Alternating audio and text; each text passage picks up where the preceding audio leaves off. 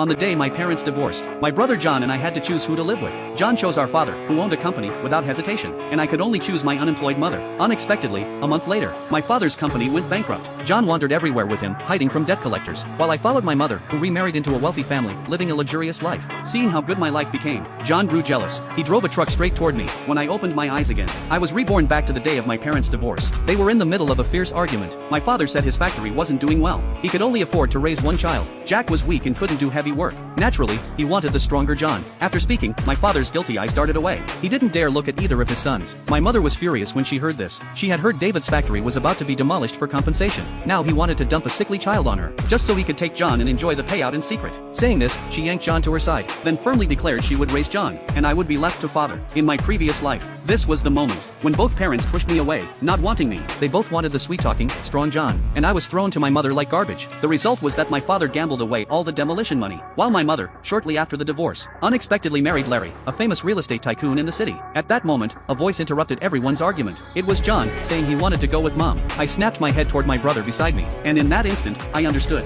I wasn't the only one reborn. John was reborn too. My father froze, because John had always been close to him. John shot him a look of disgust, then turned to my mother with a greasy smile, saying he would be filial to her from now on. My mother was stunned by his sudden words. Then she was secretly overjoyed. She quickly decided I would follow my father, and eagerly cut ties with David. My mother looked at David, saying each would raise one child, and they would never contact each other again. My father was about to refuse, but unexpectedly, I also said I wanted to follow him. John almost burst out laughing when he heard that. His eyes were full of smug triumph. Then he pretended to be sincere, saying he chose mom only because her health was poor and she needed care, and when he became rich in the future, he wouldn't forget to give his brother a bite to eat. I looked at John's petty, triumphant face. A faint, cold glint flashed in my eyes. In the last life, you killed me with that same face. In this life, how could I not help you meet your fate? That Larry looked like a refined businessman on the surface, but behind the scenes, he was a male-hating psychopath. In my last life, I barely survived until he dropped dead. In this life, I hope your bones are as hard as your mouth. At that moment, my mother feared David would regret it. She grabbed the agreement, signed her name quickly, then dragged John out the door. John looked back at me.